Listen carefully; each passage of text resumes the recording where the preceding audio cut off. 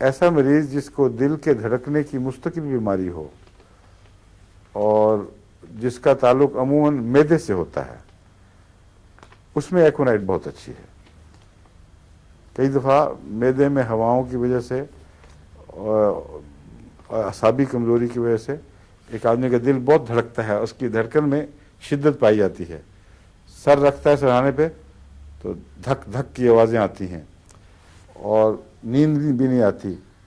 بعض دفعہ یہ اس طرح بھی پیدا ہوتی ہے بیماری کہ ایک آدمی کو کسی چیز کا خوف ہوا ہے، کوئی بری خبر سنی ہے، یا امتحان دینے جانا ہے بچوں نے تو اس سے پہلے ان کو تکلیف ہو جاتی ہے،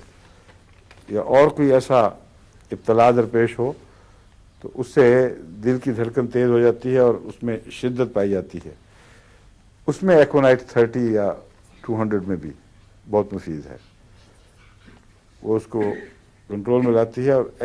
ایسی صورت میں نیند بھی آ جاتی ہے پھر آرام سے۔ تو یہ باتیں ہیں ایکونائٹ کے متعلق۔